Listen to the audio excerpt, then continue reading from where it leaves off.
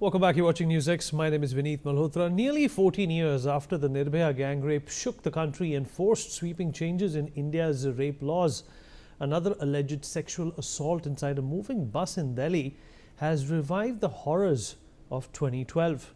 In a chilling incident that has once again raised serious questions over women's safety in the national capital, a 30-year-old woman allegedly was gang raped inside a private sleeper bus in northwest Delhi while returning home from work.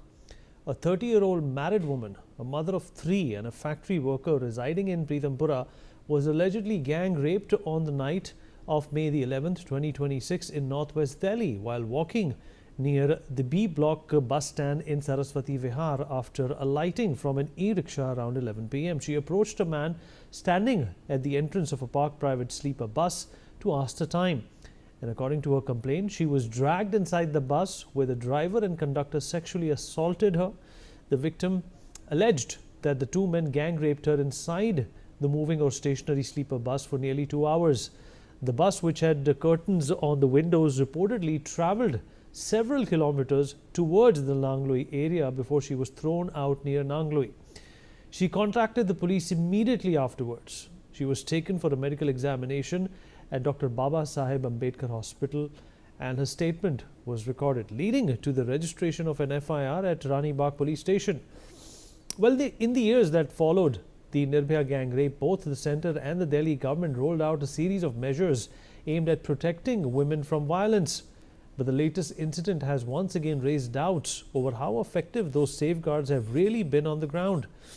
Well, it may be mentioned that for 25-26, a total of rupees 8,212 crore was allocated to the Nirbhaya fund, but the total amount released and utilized from the fund was around 6,582 crore as per the government. Viewers, there is a specific kind of cowardice in seeking power through violence against women and children. A society is judged by how safe its women feel, not by how loudly it reacts after another tragedy. The latest gang rape is not just a crime against one woman. It is a reminder that women's safety still demands urgent accountability, strong policy, safer public transport, and a collective change in mindset. Let's talk about this with our guest. Joining us on the program at this point in time is Shazia Ilmi, BJP National Spokesperson. Shazia, appreciate you taking out the time and speaking to her. Well, it's horrid to think about what happened here in 2026 and once again be taken back to what happened in 2012. That case was highlighted to a degree that it sent shivers down the spine of people who witnessed it in the media as well as people who saw those people being hanged later on. But it seems, Shazia, nothing has changed. There is no It's really sad, there is no fear of the law. There is no fear of the system. It seems that still there is no system to protect our sisters and mothers. Let me tell you, this affects all of us very deeply. I was part of the whole Nirbhaya Andolan. We were there on streets. I was there at least. And I saw what happened then. I also went to, at that point of time when she was being treated, I was one of the fewest people inside AIMS because they were not allowing politicians. And I was just about to contest elections. So I was not seen as a politician at that point of time. And I was allowed in. It was horrific. So what the doctors who were performing the operation were telling the AIMS director, I happened to be in the room quietly.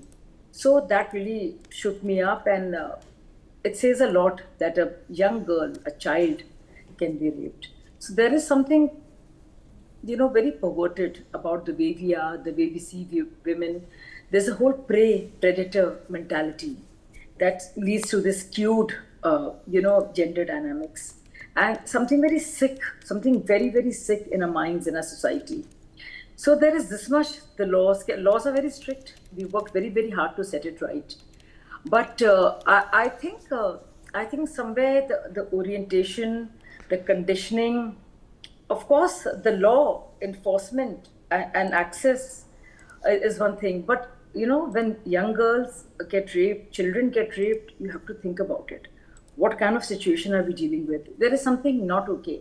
And I always say this, that we have to take it to every temple and mosque, to every gathering and discuss this, because you have no idea what demons are lurking, what kind of men, the mind of the rapist, if you understand, It's very important to get there. So I am very disturbed and actually horrified, just as you are and many others are, that there are such monsters in our society.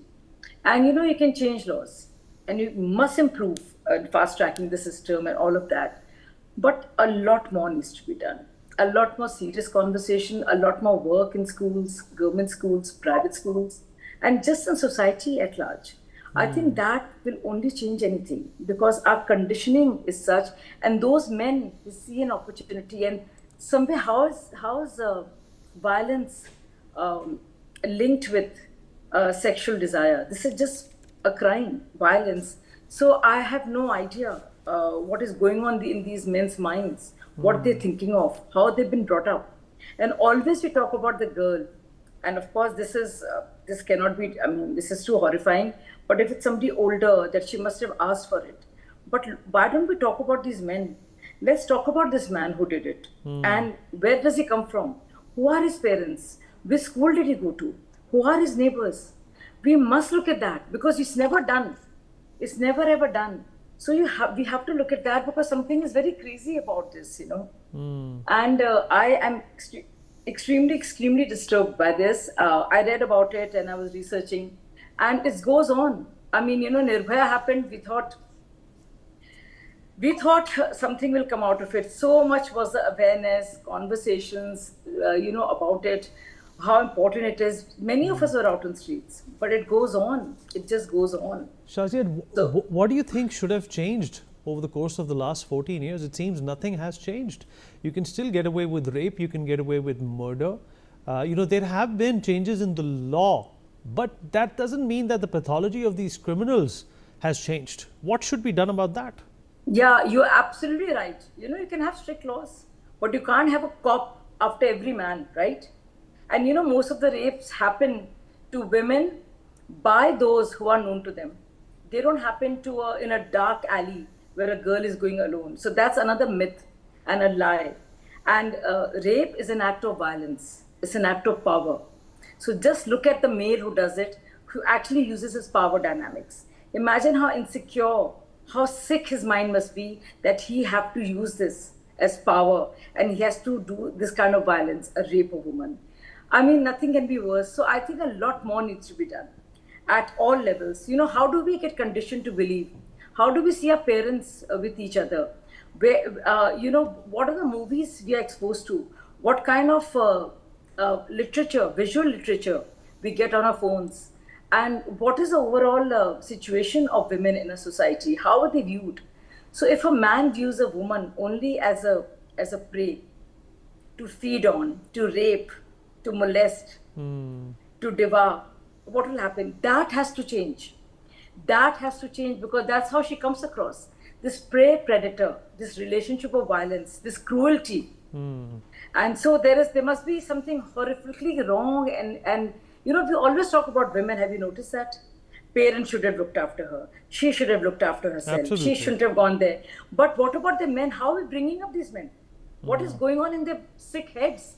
How do they think they can get away with it? Shazia, do you think that this deep-rooted patriarchy and the system that encourages it is also responsible for this behavior? Of course. The very fact that they can just get away with it. When it comes to your own daughters and your children, you're very protective.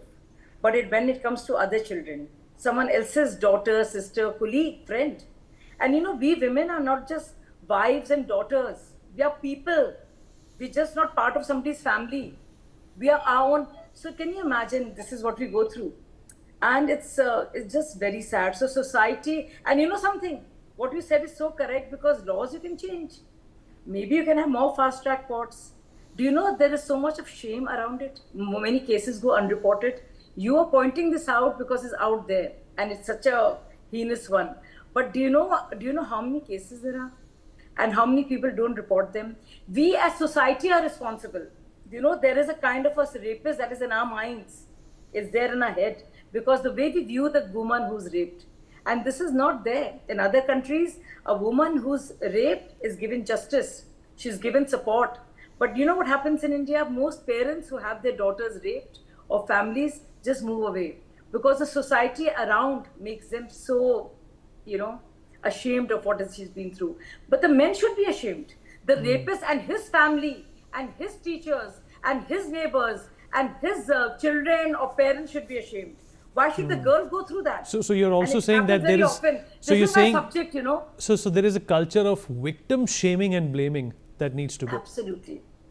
But there should be a system for perpetrator shaming. Do you know what happens in UAE? Can I tell you? Yeah. So any man, and if you report this man that he is lecherous, he's molesting, he's misbehaved, his pictures are put in the local newspapers.